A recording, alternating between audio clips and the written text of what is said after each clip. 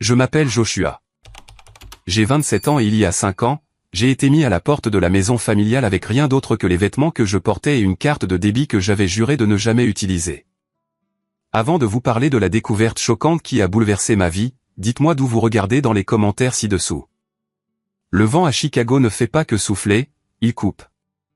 Il tranche à travers n'importe quel tissu bon marché que vous portez et s'installe dans vos os. Mais ce mardi matin, le froid extérieur n'était rien comparé au feu brûlant qui remontait le long de mon bras droit. Je me tenais devant les lourdes portes tournantes en verre de la Liberty Trust Bank. Hésitant, mon souffle sortait en nuages blancs qui étaient instantanément balayés par la bourrasque. J'ai baissé les yeux sur mon reflet dans le verre poli. Je ressemblais à une épave. Mon manteau était une trouvaille de friperie, de taille trop grande et sentant légèrement la naphtaline. Mes bottes tenaient avec du ruban adhésif qui se décollait dans la neige mouillée. Et mon visage.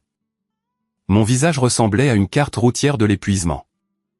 Des cernes sombres, des joues creuses et des yeux qui avaient vu trop de soucis pour un gars dans la vingtaine. Mais je n'avais pas le choix. J'ai agrippé mon avant-bras droit avec ma main gauche, essayant de calmer les tremblements. La douleur était une chose vivante, un battement rythmique synchronisé avec mon rythme cardiaque. Chaque pulsation envoyait une nouvelle vague d'agonie jusqu'à mon épaule. J'ai poussé la porte. Le silence du hall de la banque m'a frappé en premier. Ce n'était pas vide, mais c'était calme. Ce genre de calme feutré et coûteux où l'argent circule. L'air était chaud, sentant le café rassis et le parfum onéreux. Cela aurait dû être réconfortant, mais pour moi, c'était suffocant. J'ai marché vers la file d'attente, gardant la tête basse. Je pouvais sentir les regards sur moi. Un homme en costume gris anthracite taillé sur mesure s'est subtilement décalé vers la gauche quand je suis passé, tirant sa mallette plus près de sa jambe. Une femme avec un sac à main de créateur a froncé le nez, n'essayant même pas de cacher son dégoût. Je ne les blâmais pas. Je sentais comme le restaurant où je travaillais. La graisse brûlée, les oignons et la vieille eau de vaisselle. Et sous ça, l'odeur métallique de la brûlure sur mon bras. J'ai attendu. La file avançait avec une lenteur agonisante. Chaque minute passée la semblait durer 1 heure. Mon bras hurlait maintenant. J'avais besoin d'antibiotiques. J'avais besoin de crème pour les brûlures. J'avais besoin d'analgésiques. Le médecin de la clinique gratuite m'avait dit que je risquais une infection grave si je ne faisais pas exécuter l'ordonnance immédiatement. Mais l'ordonnance coûtait $80. J'avais $12 en poche. Mon propriétaire, un gars qui avait l'empathie d'un mur de briques, avait glissé un avis d'expulsion rouge vif sous ma porte ce matin-là. Si je ne payais pas les arriérés de loyer d'ici vendredi, j'étais à la rue. Alors, me voilà sur le point de faire la seule chose que je m'étais promis de ne jamais faire. Suivant, à appeler une voix. Ce n'était pas amical. Je me suis avancé au guichet. La guichetière était une femme nommée Madame Adrien. Selon son badge argenté, elle était plus âgée avec des cheveux laqués en un casque de perfection et des ongles qui semblaient n'avoir jamais fait une journée de travail manuel de leur vie. Elle ne m'a pas regardé dans les yeux. Elle a regardé mon manteau. Elle a regardé le ruban adhésif sur mes bottes. Puis elle a regardé l'écran de l'ordinateur, ses doigts planant au-dessus du clavier comme si elle attendait que je demande l'aumône. « Comment puis-je vous aider ?» a-t-elle demandé. Le ton suggérait qu'elle espérait que je dise que j'étais perdu et que je parte. Ma gorge était sèche. J'ai toussé en essayant de l'éclaircir. J'ai besoin de faire un retrait. J'ai fouillé dans ma poche et sorti le portefeuille. C'était un truc bon marché en velcro qui s'effilochait sur les bords. J'ai fouillé dans la fente arrière, passé les quelques billets $1, passé la carte de bibliothèque jusqu'au tout fond. Je l'ai sortie. La carte était bleue avec le logo Liberty Trust décoloré presque jusqu'au blanc. Elle était légèrement pliée au milieu, un pli permanent de la nuit d'il y a 5 ans où j'avais essayé de la casser en deux. Le plastique était rayé et usé, ressemblant plus à un déchet qu'à un instrument financier. Je l'ai glissé sur le comptoir en marbre froid. Madame Adrien a regardé la carte, puis m'a regardé. Ses sourcils ont grimpé vers la racine de ses cheveux. Elle a tendu la main et l'a prise avec 2 doigts, son petit doigt étendu comme si la carte elle-même était contagieuse. Cette carte, a-t-elle dit, sa voix dégoulinant de scepticisme. Elle est dans un état terrible. Je ne suis même pas sûr que le lecteur l'acceptera. Ça devrait marcher, ai-je dit, ma voix rauque. Elle n'a jamais été utilisée. Elle a laissé échapper un soupir court et sec, un son de pur agacement. Avez-vous une pièce d'identité? J'ai remis mon permis de conduire. Elle l'a scruté, regardant alternativement mon visage et la photo. Sur la photo, j'avais 22 ans. J'avais l'air plus jeune, en meilleure santé, rempli d'un espoir naïf qui avait depuis longtemps été battu hors de moi. Joshua Sterling. Elle a lu le nom à haute voix. Elle s'est arrêtée. Le nom Sterling signifiait quelque chose dans cette ville. Mon père avait bâti un empire manufacturier. Mon nom de famille était sur des ailes d'hôpitaux et des plaques de bibliothèque. Mais en me regardant, debout là dans mon manteau graisseux, elle ne pouvait clairement pas faire le lien. Oui, ai-je dit. Vérifiez juste le solde s'il vous plaît. J'ai besoin de retirer 1000 $. Je savais exactement combien il y avait dessus. 1000 $. C'était le paiement de pitié que mon frère Elia m'avait jeté. C'était le prix qu'il avait mis sur notre fraternité. Madame Adrien a laissé échapper un petit ricanement. 1000 $? Elle a regardé mes vêtements à nouveau. Il était clair qu'elle ne croyait pas que j'avais 10 $ à mon nom, encore moins 1000. Monsieur, s'il y a des fonds insuffisants, il y aura des frais pour la demande. Passez-la juste, ai-je dit, un éclair d'irritation perçant ma honte. La douleur dans mon bras a flambé à nouveau, vive et chaude. S'il vous plaît. Elle a levé les yeux au ciel, un geste si peu professionnel qu'il m'a piqué. Elle s'est tournée vers son ordinateur et a glissé la carte abîmée dans le lecteur de son clavier. J'ai retenu mon souffle. Je priais pour que la bande magnétique fonctionne encore après 5 ans passés dans un portefeuille sur lequel on s'était assis, qu'on avait laissé tomber et tremper sous la pluie. Je priais pour qu'Elia ne l'ait pas annulé juste par méchanceté. Je priais pour pouvoir sortir d'ici avec l'argent, aller à la pharmacie, puis rentrer chez moi pour dormir 12 heures. Madame Adrien fixait l'écran. Elle a froncé les sourcils. Elle a tapé une touche, puis une autre. C'est étrange, a-t-elle murmuré. Quoi, ai-je demandé, mon cœur martelant contre mes côtes. C'est refusé. Si c'était refusé, j'étais mort. Je n'avais pas d'autres options. Pas d'économie, pas d'amis à qui emprunter. Caleb avait déjà trop fait pour moi au fil des ans. Je ne pouvais pas lui demander l'argent du loyer à nouveau. Madame Adrien n'a pas répondu. Elle a passé la carte à nouveau. Plus fort cette fois. Soudain, un son a brisé le murmure calme du hall de la banque. Ce n'était pas un bip. Ce n'était pas un carillon. C'était une sirène. Une alarme forte, perçante et oscillante qui semblait venir de partout à la fois. Des lumières rouges montées au plafond ont commencé à clignoter. L'écran d'ordinateur devant Madame Adrien est devenu d'un cramoisi vif et agressif. La réaction a été instantanée. Chaque conversation dans le hall s'est arrêtée. L'homme au costume gris anthracite a laissé tomber sa mallette. Le garde de sécurité près de la porte, un homme corpulent qui s'était appuyé contre le mur, s'est mis au garde à vous, sa main allant instinctivement à l'étui à sa hanche. Mon sang s'est glacé. Je suis resté figé, mes mains toujours étendues sur le comptoir. Le bruit était assourdissant. Ça ressemblait à une sirène de police. Je n'ai pas, ai-je bégayé en reculant légèrement. Je n'ai rien fait. Mais Madame Adrien ne me regardait plus avec suspicion. Elle regardait l'écran avec une terreur absolue. Son visage s'était vidé de toute couleur, laissant son maquillage ressortir comme un masque.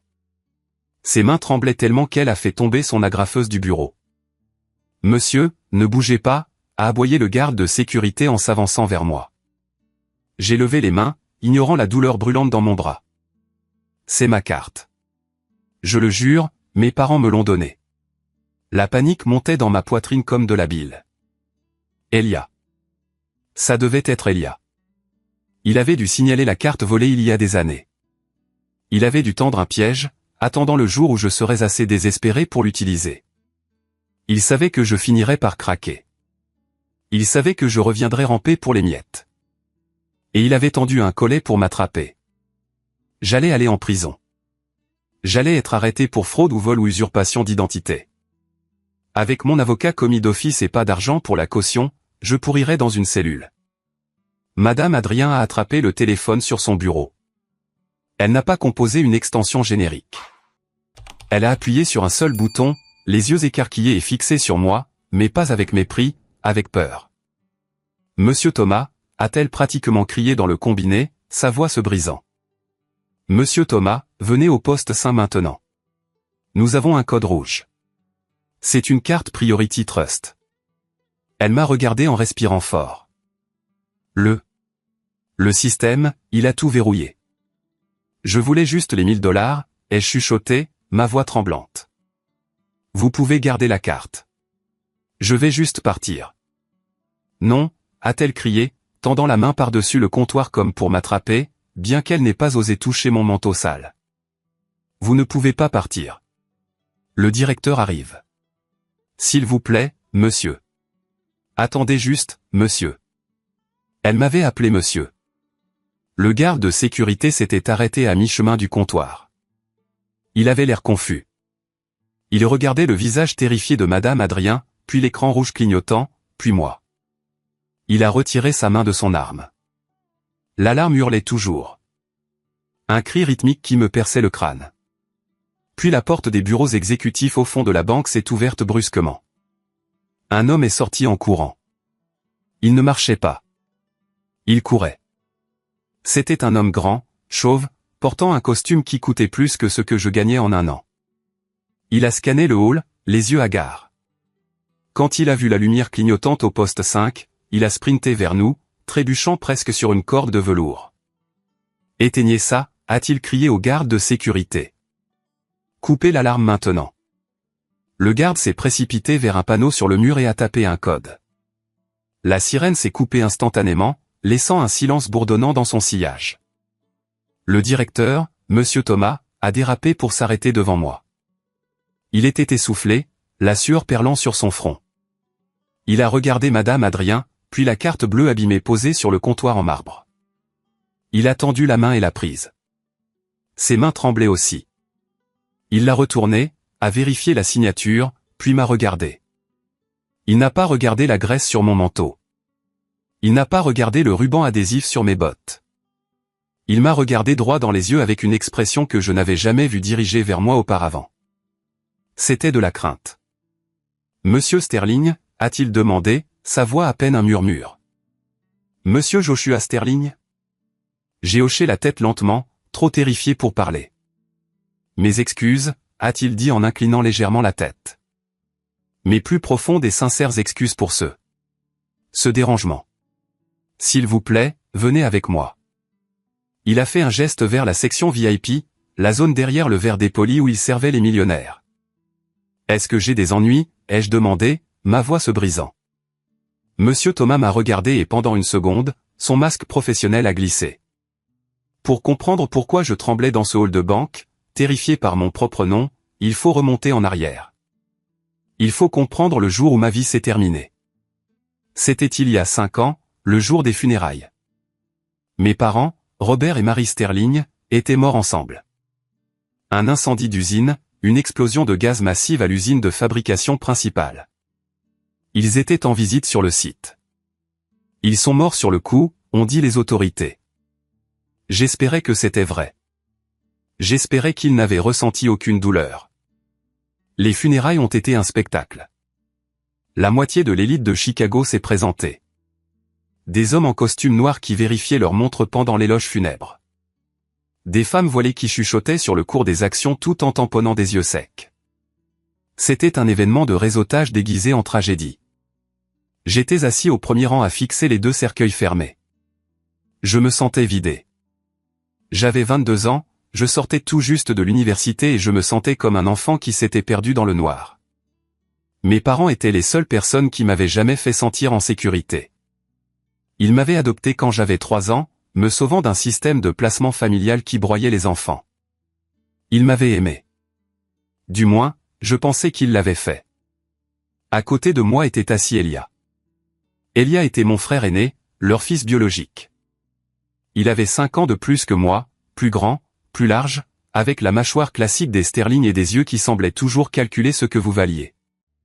Il était assis avec sa femme, Chloé. Chloé vérifiait son maquillage dans un miroir de poche, soupirant bruyamment toutes les quelques minutes comme si son chagrin était un inconvénient pour son emploi du temps. Elia n'a pas pleuré. Il n'a pas regardé les cercueils.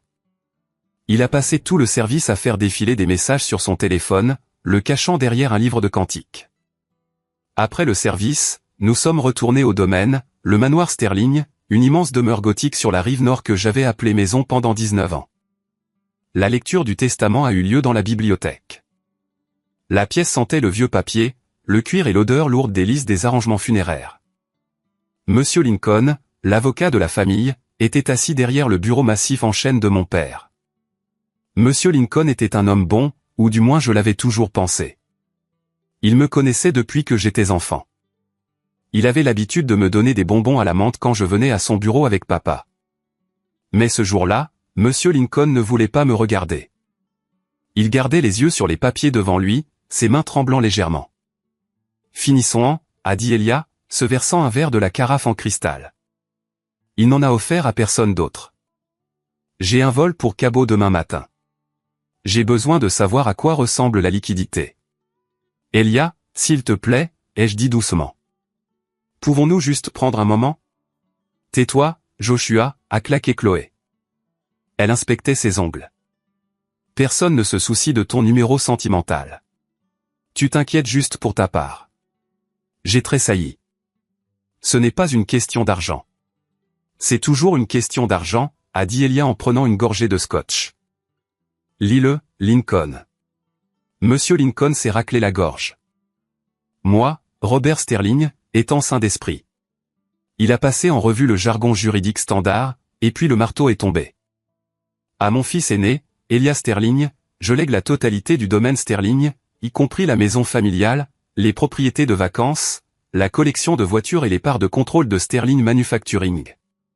Elia a eu un sourire narquois. Il a levé son verre dans un faux toast à la pièce vide. Comme il se doit. Et, a continué Monsieur Lincoln, sa voix à peine audible maintenant. À Joshua Sterling. Mon cœur s'est arrêté. Je me fichais des actions. Je me fichais des voitures. Je voulais juste quelque chose, un souvenir, la montre que mon père portait, le piano de ma mère, quelque chose pour me dire que j'étais leur fils aussi.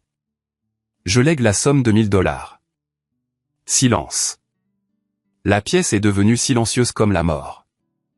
Même l'horloge grand-père dans le coin semblait s'arrêter de tic-taquer. $1000, a répété Elia.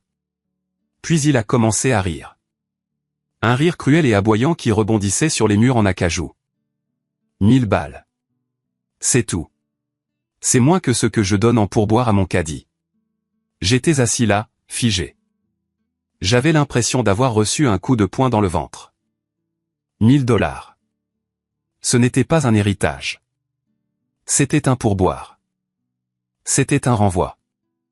Monsieur Lincoln a fouillé dans sa mallette et a sorti une enveloppe blanche ordinaire. Il l'a glissée sur le bureau vers moi. Il avait l'air malade. C'est pour vous, Joshua, a-t-il dit doucement. Avant que je puisse l'atteindre, Elia l'a arraché. Il l'a déchiré, déchirant le papier.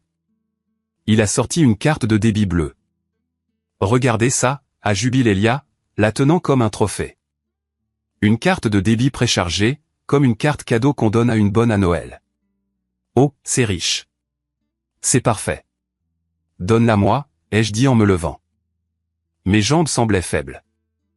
Maman et papa l'ont enfin admis, a ricané Elia en marchant vers moi. Ils l'ont enfin mis par écrit. Tu n'as jamais vraiment été l'un des nôtres, Josh. Tu étais un animal de compagnie. Un cas de charité qu'ils ont ramassé pour se sentir bien. Mais quand il a fallu choisir, le sang est plus épais que l'eau. Ce n'est pas vrai, ai-je bégayé, les larmes piquant mes yeux. Il m'aimait. Ah oui? Elia s'est mis juste devant mon visage. Je pouvais sentir le scotch dans son haleine. S'il t'aimait, t'aurais-il laissé sans rien? Ils ont laissé l'Empire au vrai fils, et ils ont laissé les restes aux chiens errants. Il m'a jeté la carte. Elle a frappé ma poitrine et est tombée au sol. Prends-la, a craché Elia. Prends tes 1000 balles. Et sors. Quoi? Je l'ai regardé, confus. Sors. J'habite ici. Plus maintenant, a renchéri Chloé depuis le canapé. Elle a souri. Une courbure reptilienne froide de ses lèvres. La maison est à Elia. Le testament le dit. Et nous ne voulons pas d'invités. Nous redécorons, en commençant par les chambres d'amis. Vous ne pouvez pas faire ça, ai-je dit en regardant Monsieur Lincoln. Monsieur Lincoln, dites-leur que j'ai 30 jours, non. Légalement. Monsieur Lincoln a ouvert la bouche, mais Elia a claqué sa main sur le bureau. Tu veux jouer au légal, petit frère, a sifflé Elia. Je t'enterrerai sous les frais juridiques. Je m'assurerai que ces $1000 aillent à un avocat avant même que tu n'achètes un sandwich. Sors maintenant. Il m'a attrapé le bras. Le même bras qui a été brûlé aujourd'hui, et m'a poussé vers la porte. Attends, mes affaires, ai-je crié. Mes vêtements. Mon ordinateur portable. Je demanderai à la bonne de mettre en boîte tout ce qui n'est pas des ordures et de le laisser sur le trottoir demain, a dit Elia. Si tu es encore sur la propriété dans 10 minutes, j'appelle la police pour violation de propriété. Il m'a poussé dans le couloir. Les lourdes portes en chaîne de la bibliothèque ont claqué à mon visage. J'ai entendu le verrou cliquer. Je suis resté dans le foyer une seconde. Abasourdi. La maison où j'avais grandi, le sol où j'avais appris à marcher, c'était soudainement un territoire ennemi. Je me suis penché et j'ai ramassé la carte de débit bleue sur le tapis. Elle semblait légère, bon marché. J'ai marché jusqu'à la porte d'entrée et je l'ai ouverte. Le blizzard m'a frappé instantanément. Il y a 5 ans, la tempête était encore pire qu'aujourd'hui. La neige tombait en nappe, horizontale et aveuglante. Je n'avais pas mon manteau. Il était dans le placard à l'étage. Je portais mon costume de funérailles, une veste noire fine et un pantalon habillé. Je suis sorti sur le porche. Le vent hurlait. J'ai descendu la longue allée sinueuse. La neige a trempé mes chaussures habillées en quelques secondes. Mes dents ont commencé à claquer de manière incontrôlable. J'ai enroulé mes bras autour de moi, me voûtant contre la bourrasque. J'ai marché pendant 3 miles. Chaque pas était une bataille. Je ne sentais plus mes orteils. Mes oreilles brûlaient à cause du froid. Mais la douleur physique n'était rien comparée au trou dans ma poitrine. Il ne m'aimait pas. La pensée tournait en boucle dans mon cerveau comme un disque rayé. Il ne m'aimait pas. J'étais un cas de charité. J'étais une erreur. J'ai finalement atteint l'immeuble de Caleb. Caleb était mon meilleur ami de l'université. Il vivait dans un 2 pièces exigu au-dessus d'une boulangerie. J'ai martelé la porte, mon poing fonctionnant à peine. Caleb a ouvert. Il m'a jeté un coup d'œil, trempé, les lèvres bleues, tremblant violemment, et m'a tiré à l'intérieur sans un mot. « Mon Dieu, Josh », a-t-il dit en attrapant une couverture sur le canapé. « Qu'est-ce qui s'est passé ? Où est ta voiture ? » Elia, ai-je réussi à dire, la mâchoire serrée. Cette nuit-là, je me suis assis sur le radiateur de Caleb en essayant d'arrêter les frissons. J'ai sorti la carte de débit de ma poche mouillée. Je l'ai regardée. Elle représentait tout ce que j'avais perdu. C'était une insulte.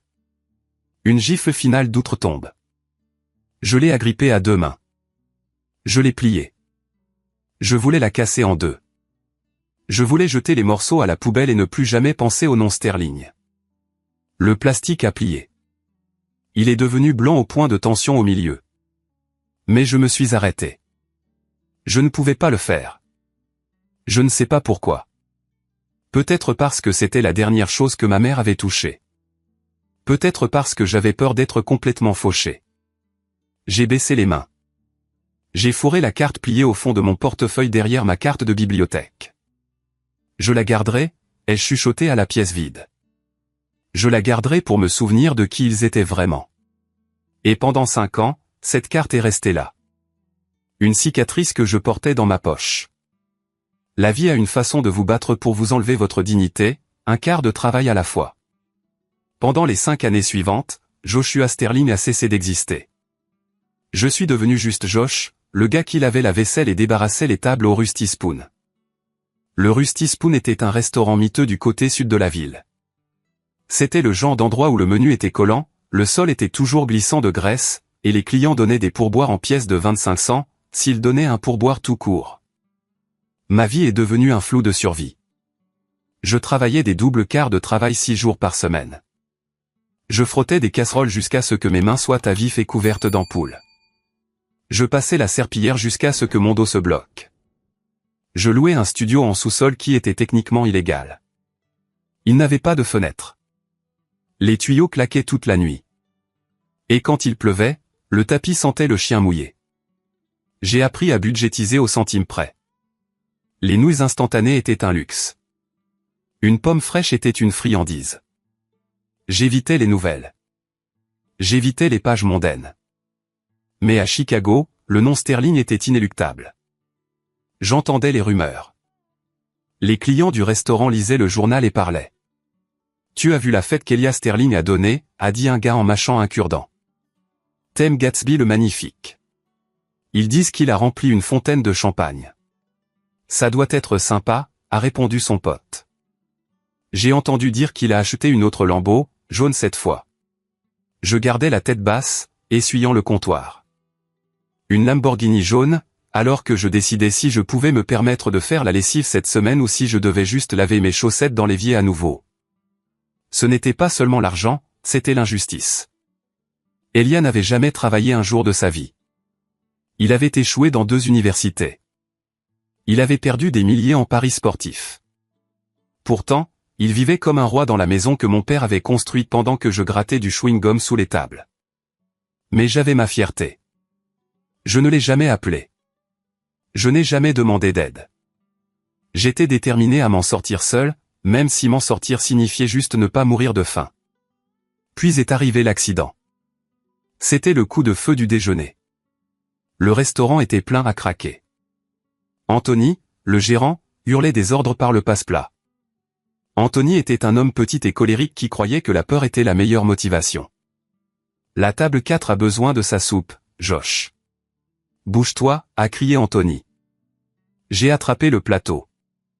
Un grand bol de bisques de tomates bouillantes clapotait au centre. J'ai tourné trop vite. Un enfant a surgi de sous une table. J'ai essayé de l'éviter. Ma botte a glissé sur une tache de graisse. Je suis tombé. Le plateau a basculé. Le bol de soupe s'est renversé. Il n'a pas touché le sol. Il a touché mon bras. La douleur a été instantanée et aveuglante. J'avais l'impression qu'on m'écorchait vif. J'ai crié. Je n'ai pas pu m'en empêcher. Je me suis laissé tomber au sol, serrant mon bras alors que le liquide bouillant trempait ma chemise. Le restaurant est devenu silencieux. Imbécile, a crié Anthony. Il ne demandait pas si j'allais bien. Il regardait le gâchis par terre. Regarde ce que tu as fait. C'est une perte. Ça sort de ton chèque. J'ai serré les dents. Les larmes coulaient sur mon visage. J'ai remonté ma manche. La peau était rouge vif, cloquant instantanément. De grosses bulles en colère se formaient. J'ai besoin d'aller à l'hôpital, ai-je haleté. Tu sors pendant un coup de feu? Ne prends pas la peine de revenir, a dit Anthony, m'enjambant pour ramasser un porte-serviette. Anthony, regarde mon bras, ai-je crié en le levant. Il y a jeté un coup d'œil et a grimacé, mais son visage s'est durci. Bien, vas-y. Mais tu es rayé du planning pour le reste de la semaine. Je ne peux pas avoir un éclopé qui ralentit la ligne. Tu ne peux pas faire ça, ai-je dit. J'ai besoin des heures. J'ai besoin de mon salaire. Tu es un employé horaire, Josh. Pas de travail, pas de paix. Maintenant sors avant de faire peur aux clients. J'ai trébuché hors du restaurant, enveloppant mon bras dans mon tablier, je suis allé à la clinique gratuite. Le médecin, une femme fatiguée aux yeux gentils, a nettoyé la brûlure. Elle m'a dit que c'était une brûlure grave au second degré. Elle nécessitait des changements de pansement quotidiens et des antibiotiques puissants pour prévenir l'infection. L'ordonnance coûte $80, a-t-elle dit en s'excusant. Et vous devez prendre une semaine de congé. Vous ne pouvez pas être près de la graisse et de la vapeur avec ça. Je suis rentré chez moi dans un état second. Quand je suis arrivé à la porte de mon sous-sol, j'ai vu le papier rouge collé dessus. Avis d'expulsion. Avertissement final. Je devais 2 mois de loyer. Mon propriétaire avait été patient, mais sa patience était épuisée. Si je ne payais pas 800 $ d'ici vendredi, il changeait les serrures. Je suis entré et je me suis assis sur mon matelas affaissé. Mon bras battait d'un pouls de feu. Mon estomac grondait. J'ai fait le calcul. J'avais 12 $ en poche. Mon compte chèque avait 4,50 $.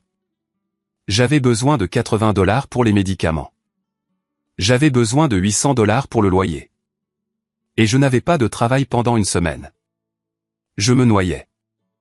Je suis resté assis là pendant des heures à regarder une araignée ramper au plafond. J'ai pensé à Elia. Je l'imaginais dans la bibliothèque en train de boire le scotch de papa, riant de moi. Prends tes 1000 balles et sors. J'avais juré que je ne l'utiliserais jamais. J'avais juré que je préférerais mourir plutôt que de prendre son argent de pitié. Mais je ne voulais pas mourir. Pas d'une infection. Pas dans la rue. Je me suis levé. J'ai marché vers la commode où se trouvait mon vieux portefeuille. Je l'ai ouvert et j'ai sorti la carte bleue. Elle avait l'air pathétique, rayée, pliée. La bande magnétique était usée. Juste cette fois, ai-je chuchoté.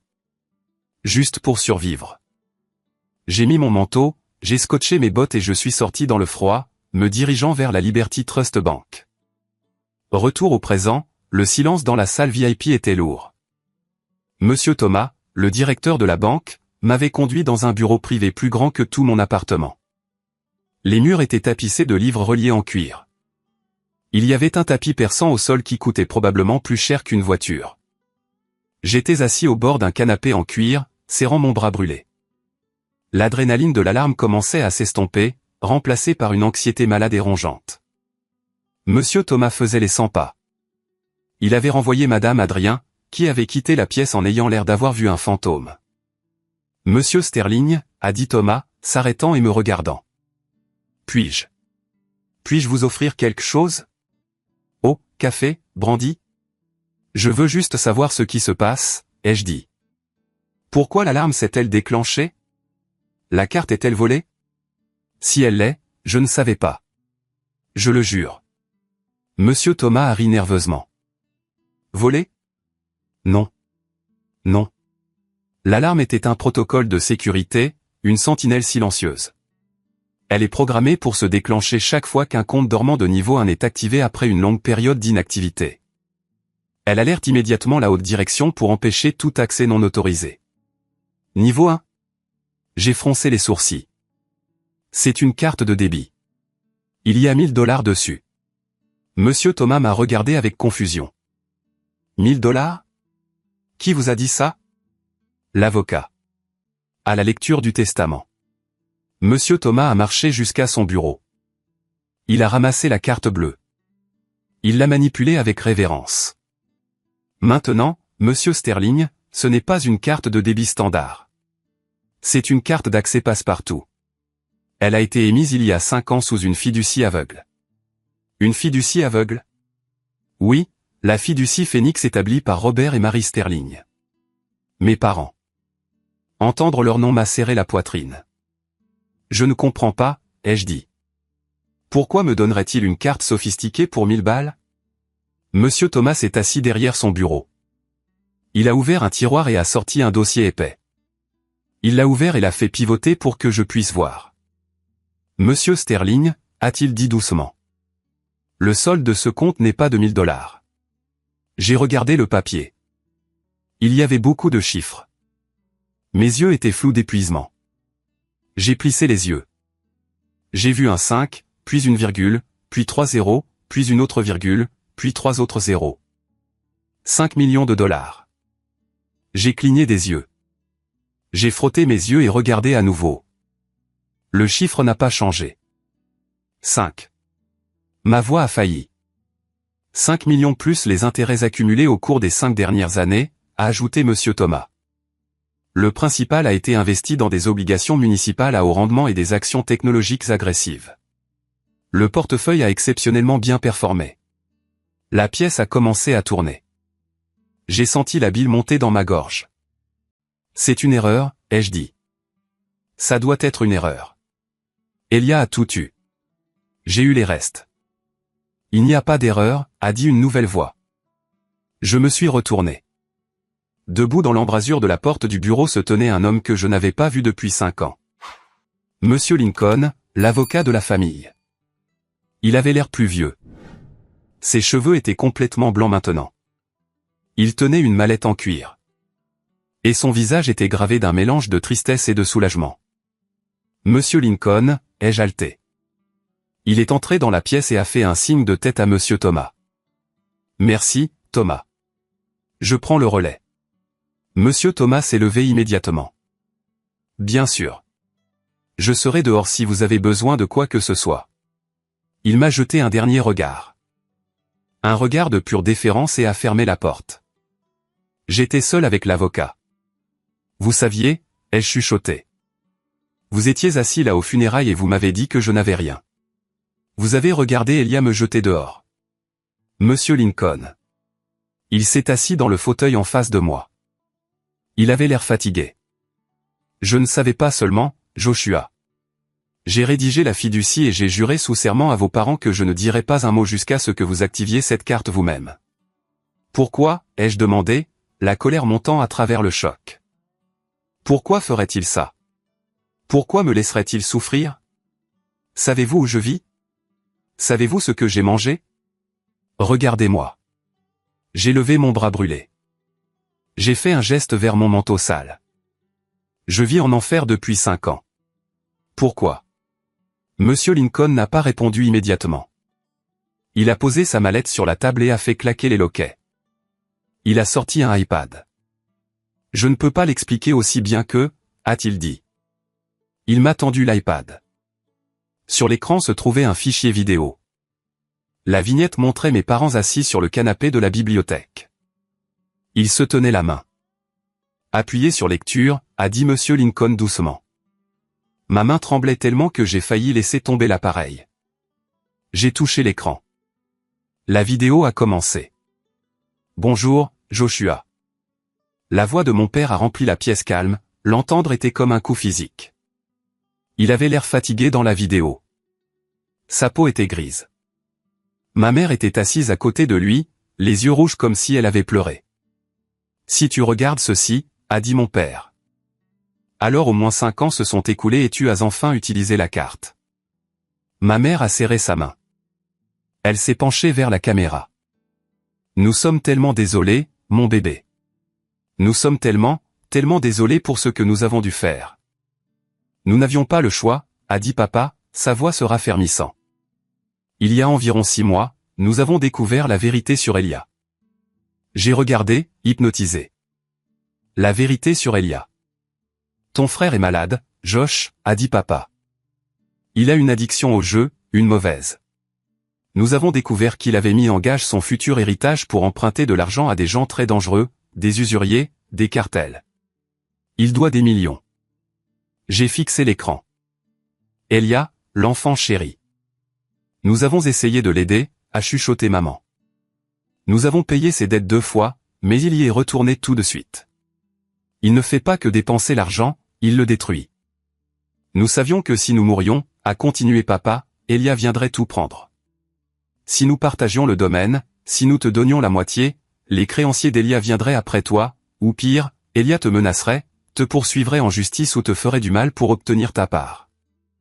Il est désespéré, et le désespoir rend les hommes dangereux. Des larmes coulaient sur mes joues. Alors, nous avons élaboré un plan, a dit papa. Un plan terrible et douloureux. Nous devions faire croire à Elia qu'il avait gagné. Nous devions lui donner la maison, les voitures, les actifs publics. Nous en avons fait l'appât. Nous savions qu'il brûlerait tout, a dit maman. Nous l'avons calculé. La maison, les parts de l'entreprise. Avec ses habitudes de dépenses et ses dettes, il lui faudrait environ 5 ans pour tout perdre. Nous avons créé la fiducie Phoenix pour toi, a dit papa.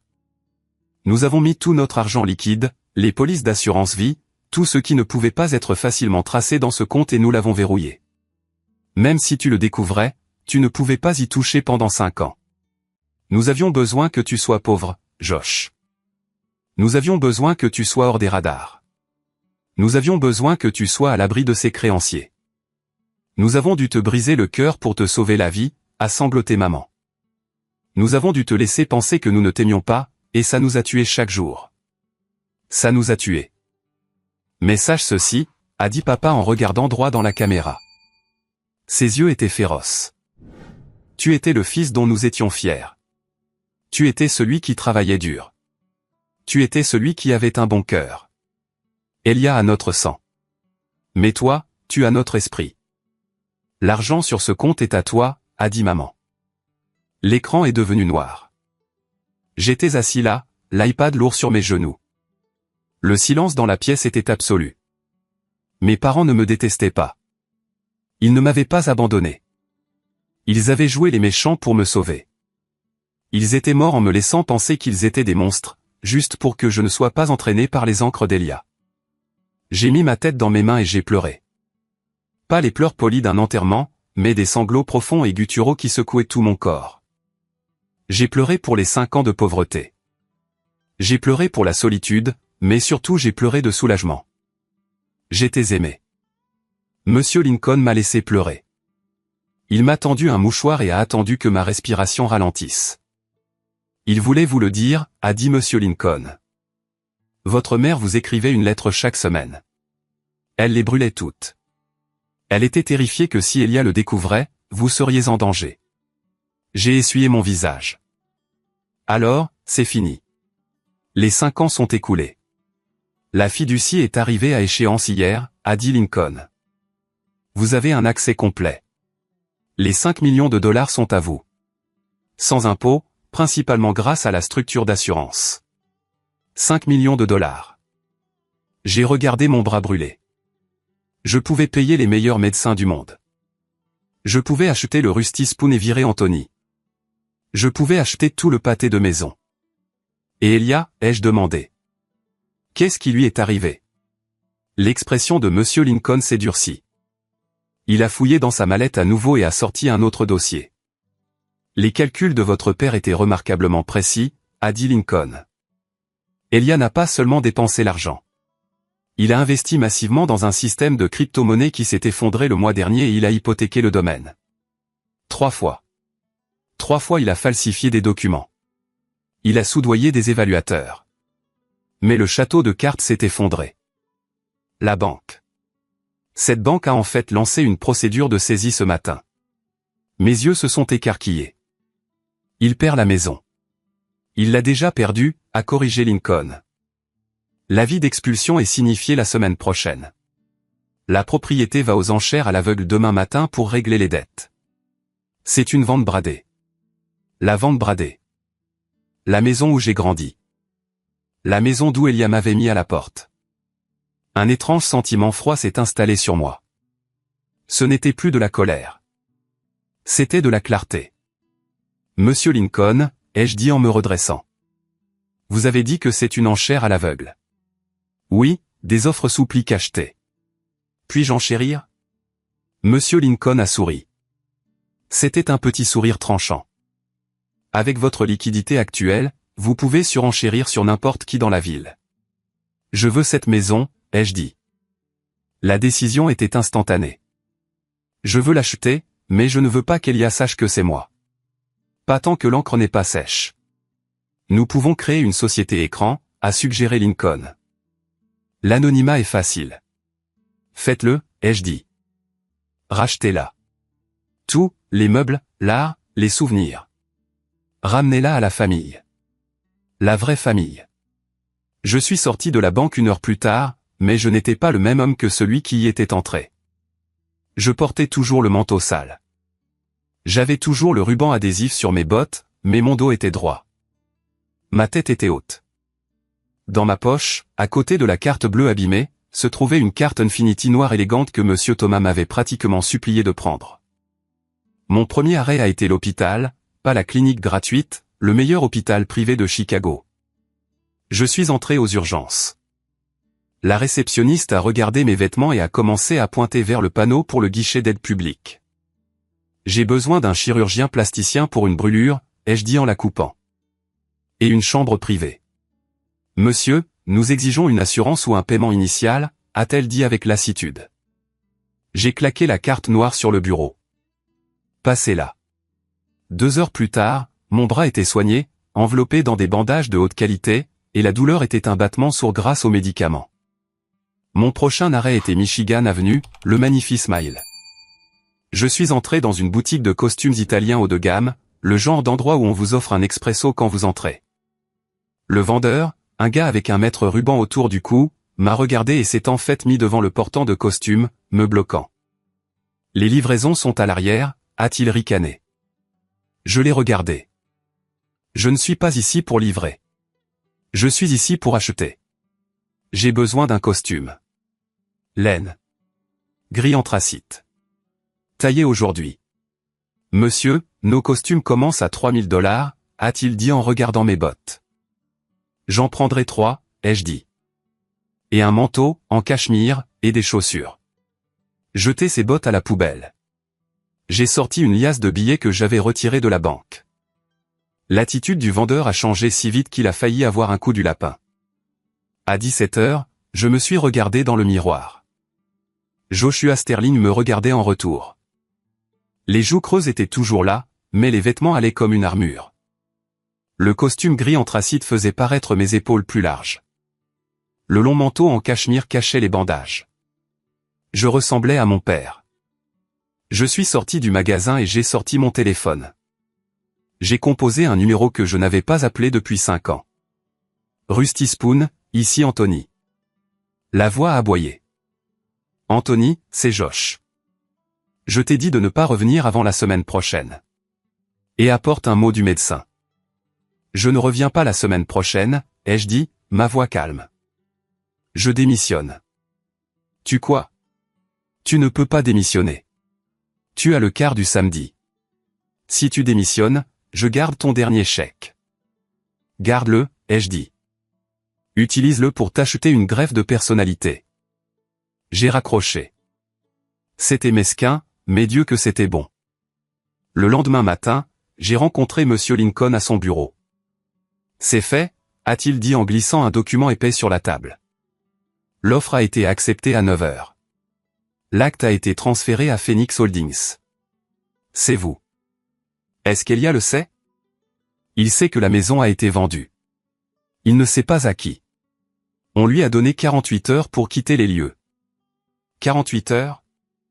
J'ai souri. C'est plus de temps qu'il ne m'en a donné. Il refuse de partir, a dit Lincoln. Il s'est barricadé à l'intérieur. Il revendique des droits de squatter. Il fait une scène. Laisse-le faire une scène, ai-je dit. Je veux regarder. Il y a une autre chose, a dit Lincoln. Elia vend des choses. Il essaie de liquider des actifs avant l'expulsion. Il a mis en vente la collection de voitures ce matin.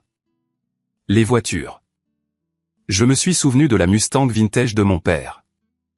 Je me suis souvenu de la Rolls-Royce qu'il avait achetée pour les occasions spéciales. J'y ai mis un terme, a dit Lincoln. Le privilège sur la maison couvre le contenu du garage, mais Elia est volatile. Il pourrait essayer de fuir. Je me suis levé et j'ai marché vers la fenêtre, regardant la ligne d'horizon de Chicago. J'ai ressenti une montée de puissance que je n'avais jamais connue auparavant. Pendant 5 ans, j'avais été la victime. J'avais été celui qui réagissait au monde. Maintenant, c'était moi qui agissais. Il ne fuira pas, ai-je dit. Il est trop arrogant pour fuir. Il pense qu'il peut s'en sortir en parlant. Il pense que le monde lui doit sa subsistance. Je me suis retourné vers Lincoln. J'ai besoin d'une voiture et d'un chauffeur. Quel genre de voiture? Quelque chose de bruyant, ai-je dit. Quelque chose qui dit « Je suis là ». Lincoln a souri. Je pense que la Rolls-Royce Phantom du domaine est actuellement retenue à la fourrière en attendant l'enchère. Je peux la faire libérer pour le nouveau propriétaire dans l'heure. Parfait, ai-je dit. Le jour de l'expulsion est arrivé avec un ciel couleur prune meurtrie. C'était l'un de ces matins lourds et couverts de Chicago où l'air semble électrique, comme si une tempête retenait son souffle, attendant juste la permission d'éclater. J'étais assis à l'arrière de la Rolls-Royce Phantom. Les vitres étaient teintées si sombrement que le monde extérieur ressemblait à un film projeté sur un écran. À l'intérieur, c'était calme. Le seul son était le doux bourdonnement du moteur et la respiration rythmique de Hunter, le chef de ma nouvelle équipe de sécurité privée, qui conduisait. J'ai baissé les yeux sur mes mains. Elles reposaient sur les genoux de mon costume gris anthracite à 3000 $. Les bandages sur mon bras étaient cachés sous des couches de cachemire et de soie. Il y a à peine 7 jours, ces mêmes mains étaient gercées, saignantes et frottaient la graisse d'un comptoir de restaurant. Maintenant elles étaient manucurées et propres, mais mon cœur martelait contre mes côtes exactement comme à l'époque. Nous tournons dans la rue maintenant, Monsieur Sterling, a dit Hunter, ses yeux rencontrant les miens dans le rétroviseur. Ça a l'air animé. Animé est un mot pour le dire, ai-je murmuré. J'ai regardé dehors. La rue calme bordée d'arbres de la rive nord, où médecins et PDG tondaient leur pelouse avec une précision militaire, s'était transformée en cirque. Il y avait 3 voitures de police garées n'importe comment sur la pelouse. Leurs gyrophares clignotaient, des stroboscopes rouges et bleus coupant à travers le matin gris. Un énorme camion de déménagement orange commandé par la banque tournait au ralenti dans l'allée, son échappement crachant des nuages blancs dans l'air froid. Mais c'est le bruit qui m'a frappé en premier, même à travers la vitre insonorisée de la Rolls. Des cris. Des cris aigus et hystériques. Avancez jusqu'au portail, ai-je ordonné. Bloquez l'allée. Hunter a hoché la tête. La voiture noire massive a glissé vers l'avant comme un requin entrant dans un banc de poissons. Nous nous sommes arrêtés à quelques centimètres des grilles en fer forgé, les mêmes grilles par lesquelles j'étais sorti il y a 5 ans avec de la neige trempant mes chaussettes. Je ne suis pas sorti immédiatement. J'ai regardé. La porte d'entrée du manoir était grande ouverte. Des meubles étaient éparpillés sur le porche. Un fauteuil en velours renversé. Une lampe brisée sur les marches en pierre. On aurait dit une zone de guerre. Et ils étaient là. Elia se tenait sur la marche supérieure. Il avait l'air dérangé. Il portait un peignoir en soie qui pendait ouvert, révélant un pantalon de pyjama taché. Ses cheveux, habituellement gominés à la perfection, se dressaient en touffes sauvages. Il tenait un club de golf dans une main et une bouteille de scotch coûteux dans l'autre. « Vous n'avez aucun droit », criait Elia à un adjoint du shérif à l'air las. « C'est ma maison. Mon nom est sur l'acte. Je vous poursuivrai. Je poursuivrai la banque. Je poursuivrai la ville. » Chloé était juste derrière lui. Elle avait l'air encore pire. Son mascara coulait sur ses joues entraînées noires, la faisant ressembler à un raton laveur. Elle serrait un sac Louis Vuitton contre sa poitrine comme une bouée de sauvetage, sanglotant bruyamment. « Dis-leur, Elia, hurlait-elle. Dis-leur de s'éloigner de mes affaires. Ce déménageur vient de toucher le vase de ma grand-mère. »« Madame, la maison a été vendue, » a dit l'adjoint, sa voix amplifiée par un mégaphone. « On vous a donné 48 heures pour quitter les lieux. Vous êtes maintenant en violation de propriété. Lâchez le club, Monsieur Sterling, ou nous devrons vous détenir. » Vendu? Elia a ri. Un craquement maniaque. Vendu à qui? Une société écran? Un lâche sans visage. J'exige de voir le propriétaire. Amenez-le ici. Je parie qu'il n'a pas le cran de me regarder dans les yeux. J'ai souri. Ce n'était pas un sourire gentil. C'était froid. C'était le sourire d'un homme qui tenait tous les as dans le jeu. Hunter, ai-je dit doucement. Ouvre la porte.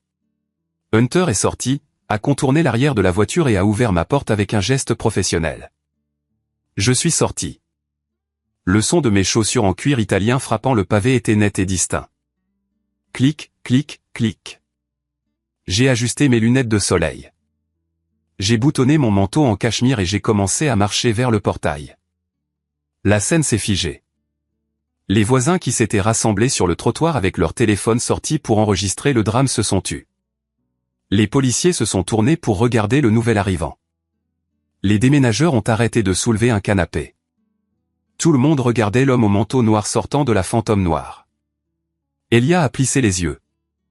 Il était ivre, en colère et paniqué. Il ne m'a pas reconnu. Il a vu le costume. Il a vu la voiture. Il a vu la posture. « Toi » a crié Elia en pointant le club de golf vers moi. « Es-tu le vautour ? Es-tu celui qui a acheté ma maison sous mon nez ?» Je n'ai pas répondu. J'ai juste continué à marcher. « Réponds-moi » a hurlé Elia, trébuchant en descendant une marche. « Sais-tu qui je suis ? Je suis un Sterling. Tu ne peux pas juste racheter un sterling. Combien veux-tu? Je te paierai le double. J'ai des investisseurs qui viennent la semaine prochaine. Je suis solvable. Il ment, a crié un voisin depuis le trottoir. Il m'a emprunté 500 balles pour une pizza la semaine dernière.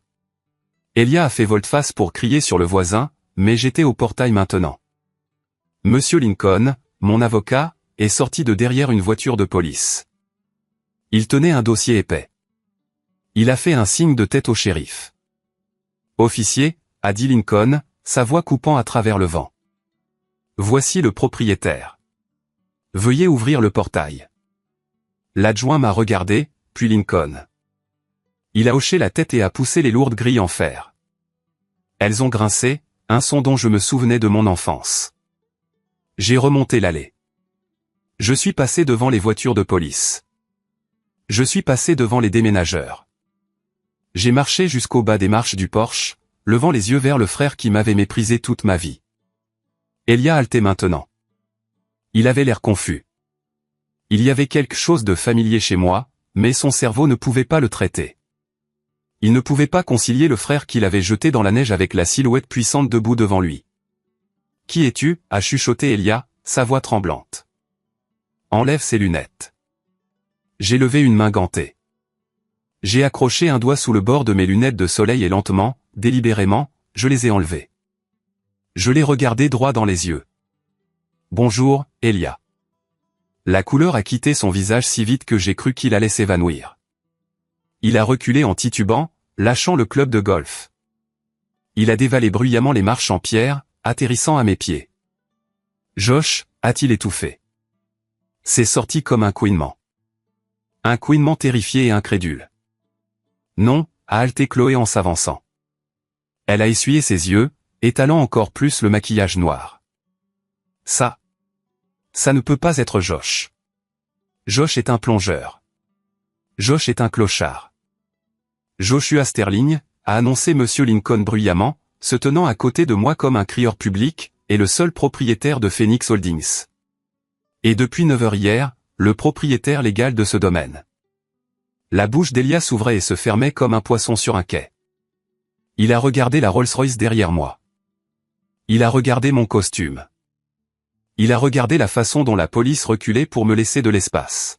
« Toi » a bégayé Elia. « Tu l'as acheté avec quoi? Tu n'avais pas un sou. Tu mendiais des miettes. » J'avais exactement ce que maman et papa m'ont laissé, ai-je dit calmement. La carte dont tu t'es moqué. La carte que tu as essayé de me faire jeter. Les yeux d'Elia se sont écarquillés. Les $1000? Tu as transformé $1000 en ça? C'est impossible. Tu mens. Tu l'as volé. Officier, arrêtez-le. C'est un voleur. La carte n'était pas pour $1000, Elia, ai-je dit, ma voix à peine élevée, mais portant une autorité pure. Elia s'est figé. La réalisation l'a frappé comme un coup physique. Il a fait le calcul instantanément. Il a réalisé que pendant qu'il dilapidait la fortune familiale en fait et mauvais paris, je me promenais avec une fortune en poche, protégée par la prévoyance de nos parents. Il savait, a chuchoté Elia. Maman et papa. Il savait. Il savait tout, ai-je dit. Il savait que tu étais un joueur. Il savait que tu étais avide. Et il savait que tu me laisserais mourir s'il me donnait l'argent d'avance. J'ai monté une marche. Elia a reculé. Alors ils t'ont donné la maison, ai-je continué. Ils t'ont donné la corde, Elia. Et tout comme il l'avait prédit, tu l'as utilisé pour te pendre. Elia a regardé autour de lui. Il a vu le jugement dans les yeux des voisins.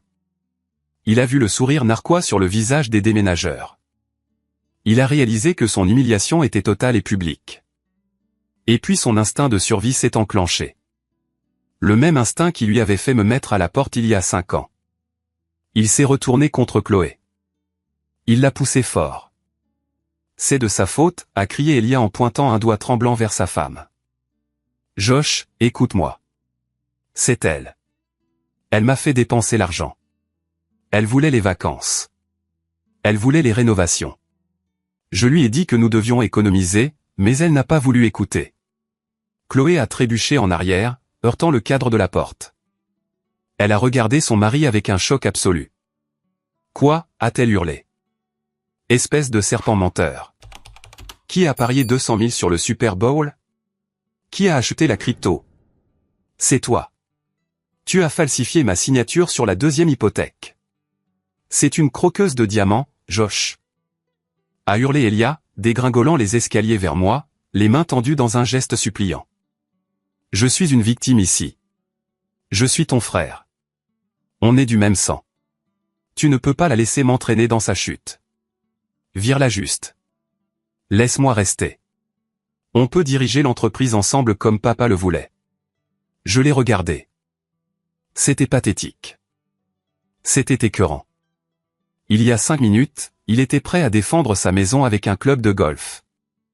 Maintenant, il jetait sa femme au loup pour sauver sa propre peau. Je n'ai pas bougé. Je n'ai pas tressailli. Je l'ai juste laissé divaguer. Je peux t'aider à investir, a balbutié Elia, la sueur coulant sur son visage. Je connais des gens. J'ai des connexions. Nous sommes des sterling, Josh. Nous contre le monde, pas vrai? Il a tendu la main pour toucher mon épaule. Hunter, mon garde de sécurité, s'est avancé instantanément, le bloquant avec un bras massif. Elia a rebondi sur Hunter comme une balle en caoutchouc. Ne le touchez pas, a grogné Hunter. Chloé a vu son mari la trahir. Ses yeux se sont plissés. Elle a réalisé que son navire coulait et qu'elle avait besoin d'un nouveau canot de sauvetage. Elle a dévalé les escaliers, bousculant Elia. Elle a lâché son sac Louis Vuitton et est tombée à genoux juste devant moi sur le béton froid. Joshua, s'il te plaît, a-t-elle sangloté, attrapant l'ourlet de mon manteau. Je t'ai toujours bien aimé. Tu le sais, n'est-ce pas? J'ai dit à Elia d'être gentil avec toi. Il m'a forcé à être méchante. J'avais peur de lui. Tu as ri, ai-je dit en la regardant de haut. Quand il m'a jeté dehors dans le blizzard. Tu étais assise sur ce canapé et tu as ri. J'étais nerveuse, a-t-elle gémi. Joshua, regarde-nous. Nous sommes la famille. Le sang est plus épais que l'eau. Tu ne peux pas faire ça à la famille. Où irons-nous? Nous n'avons nulle part où aller. Le sang est plus épais que l'eau. Cette phrase à nouveau. L'arme qu'ils avaient utilisée pour me blesser profondément il y a 5 ans. J'ai fouillé dans ma poche et sorti mon téléphone. Monsieur Lincoln, ai-je dit. Jouez-le. Monsieur Lincoln a levé une tablette connectée à un haut-parleur portable qu'il avait apporté. Il a tapoté l'écran. Une vidéo a commencé à jouer. C'étaient des images granuleuses en noir et blanc de la caméra de sécurité dans le foyer. Horodatage, il y a 5 ans. Sur l'écran, un Elia plus jeune poussait un Joshua plus jeune vers la porte. L'audio a grésillé, puis est sorti clair comme le jour. Tu n'as jamais vraiment été l'un des nôtres, Josh. Tu étais un animal de compagnie, un cas de charité. Le sang est plus épais que l'eau. Puis la voix de Chloé, tranchante et cruelle. La maison est à Elia. Nous ne voulons pas d'invités. Puis Elia à nouveau. Prends tes 1000 balles et sors. La vidéo s'est terminée. Le silence qui a suivi était assez lourd pour briser des os. J'ai rangé mon téléphone. Tu as raison, Chloé, ai-je dit, ma voix glaciale. Le sang est plus épais que l'eau. Vous m'avez rendu cela très clair. Vous m'avez dit que je n'étais pas un sterling. Vous m'avez dit que j'étais un étranger. Je me suis penché plus près, les dominants. Donc, par respect pour vos souhaits, je vais vous traiter exactement comme des étrangers, et les étrangers n'ont pas le droit de vivre dans ma maison. Le visage d'Elia s'est tordu en un masque de purène. Espèce d'adopté de merde. Tu as volé mon droit de naissance. Ce n'était pas un droit de naissance, ai-je dit. C'était un test et tu as échoué. Je me suis tourné vers le shérif. Shérif, je veux que ces intrus soient retirés de ma propriété immédiatement. S'ils reviennent, je veux qu'ils soient arrêtés pour harcèlement. C'est compris, monsieur Sterling, a dit le shérif. Il a fait signe à ses adjoints. Non, non, a crié Elia alors que 2 officiers lui saisissaient les bras. Il donnait des coups de pied et se débattait, son peignoir s'ouvrant, exposant son état pathétique à tout le quartier. Je suis Elia Sterling. Je possède cette ville. Plus maintenant, mon pote, a dit l'adjoint en le traînant vers le trottoir. Chloé a été emmenée ensuite, hurlant des obscénités contre moi. Puis contre Elia, puis contre le monde. Je suis resté là et j'ai regardé. J'ai regardé alors qu'ils étaient traînés au-delà des belles grilles en fer forgé. J'ai regardé alors que les adjoints les jetaient sur le trottoir public comme des sacs poubelles. Les déménageurs ont fermé l'arrière du camion. Les voisins ont commencé à chuchoter avec excitation, capturant la chute de l'enfant chéri pour les réseaux sociaux. Elia s'est levé sur le trottoir, frissonnant dans le vent froid, tout comme je l'avais fait il y a 5 ans. Il m'a regardé à travers les barreaux du portail. « Je t'aurai pour ça », a-t-il crié. « Ce n'est pas fini. » J'ai regardé Hunter. « Ferme le portail. » Hunter a appuyé sur un bouton de la télécommande. Les lourdes grilles en fer ont commencé à se refermer. Clang. Le son était définitif. C'était le son d'un livre qui se referme. Je leur ai tourné le dos. Je n'ai pas regardé en arrière pour les voir frissonner. Je n'ai pas regardé en arrière pour voir où ils iraient. Ce n'était pas mon problème. J'ai monté les marches du Porsche. J'ai enjambé la lampe cassée. J'ai tendu la main et poussé la lourde porte d'entrée en chaîne. J'étais chez moi. L'air à l'intérieur de la maison était rassis. Ça sentait la poussière, l'ancienne anxiété et la négligence. Je suis entré dans le foyer.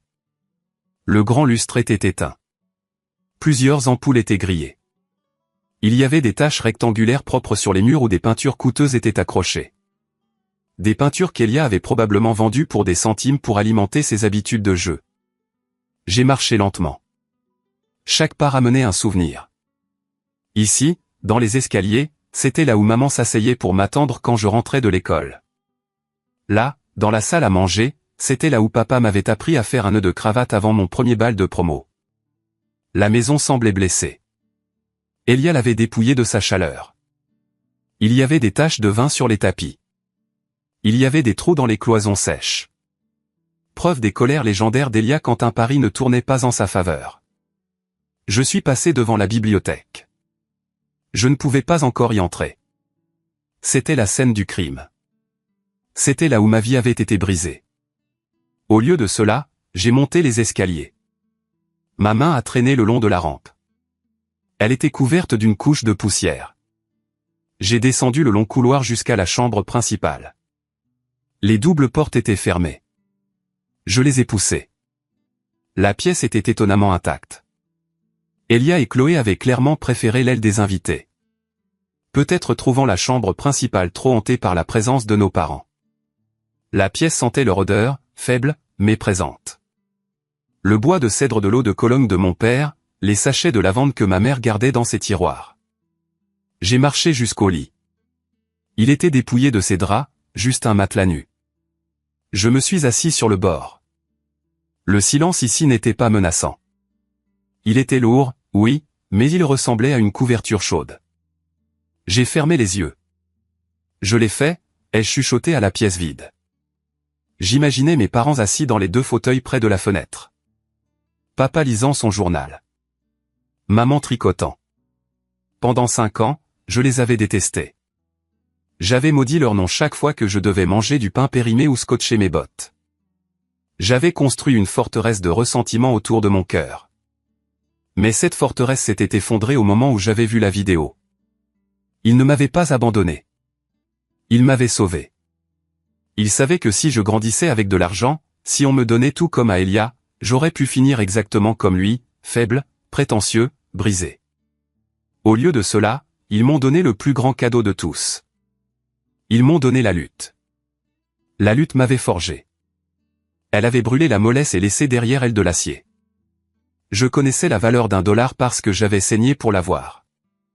Je connaissais la valeur de la loyauté parce que j'avais été trahi. Je savais qui j'étais, non pas à cause de mon nom de famille, mais à cause de ce à quoi j'avais survécu. Je me suis levé et j'ai marché jusqu'à la fenêtre.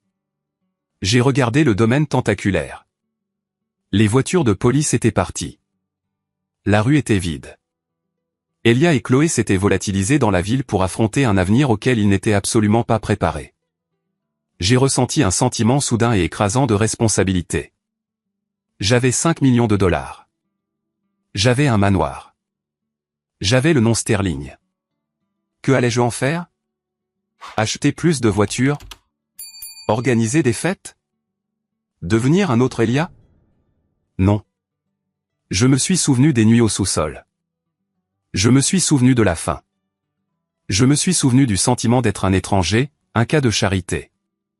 J'ai sorti mon téléphone et composé le numéro de Monsieur Lincoln. Monsieur Sterling? Lincoln a répondu à la première sonnerie. Tout va bien? Tout est parfait, Lincoln, ai-je dit. Mais nous avons du travail à faire. Du travail? Je veux organiser une réunion demain matin. Apporter les papiers pour une fondation. Une fondation, a demandé Lincoln, sa voix s'animant. La fondation Phoenix? Oui, ai-je dit en regardant mon reflet dans la fenêtre. Je veux me concentrer sur les enfants placés en famille d'accueil. Les enfants qui sortent du système sans nulle part où aller. Les enfants à qui l'on dit qu'ils n'ont pas leur place. Cela semble admirable, Joshua. Je ne veux pas juste leur donner de l'argent, ai-je dit, mon esprit s'emballant d'idées. Je veux leur donner des bourses, du mentorat, un logement. Je veux transformer cette maison, ou au moins l'aile des invités, en centre de transition.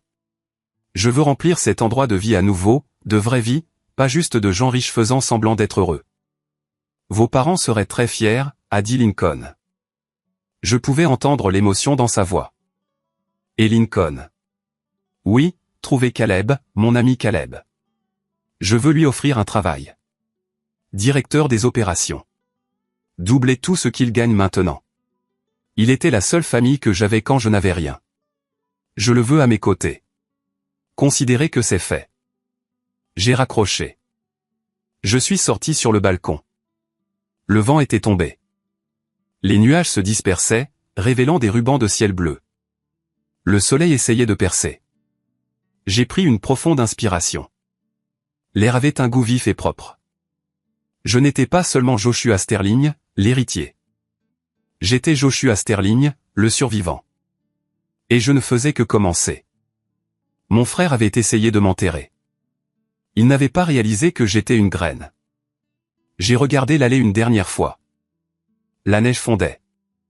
Le chemin était dégagé. Merci, maman. Merci, papa, ai-je chuchoté en levant les yeux vers le coin de ciel bleu. Je ne vous laisserai pas tomber. Je me suis retourné et je suis rentré, laissant les portes du balcon ouvertes pour laisser l'air frais chasser le passé rassis. Il était temps de se mettre au travail.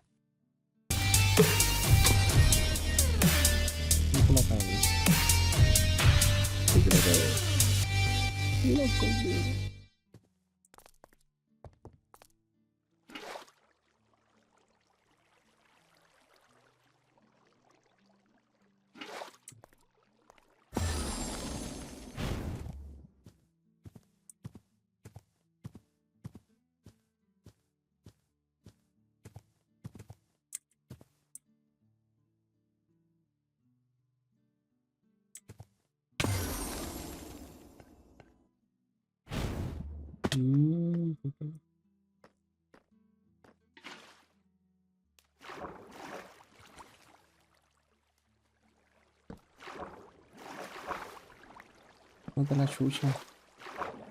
Eso subieron a cagar, culia. Oh, what a rap. Que viva el pomo. Azuque chiquito.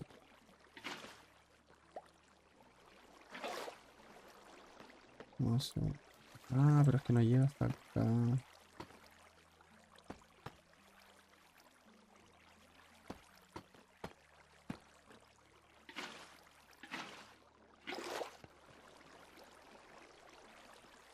Entonces no.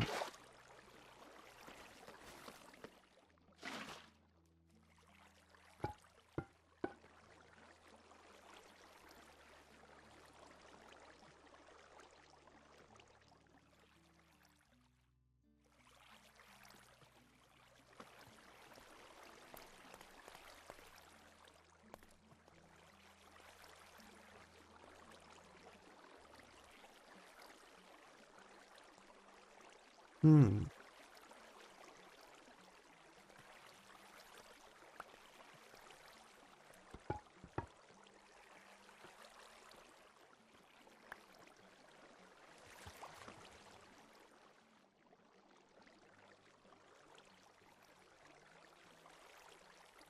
que no tengo activo. Mm. Debería salir porque lo tengo. Ah, que para escucharlo yo lo saqué audio acá por defecto. Perdón, perdón, perdón, perdón, perdón. Pero gracias por el follow, eh. Muchísimas gracias. Oye, no, no tengo más.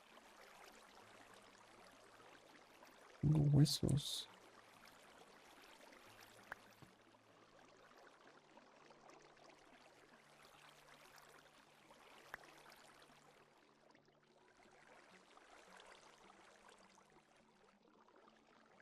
No sé.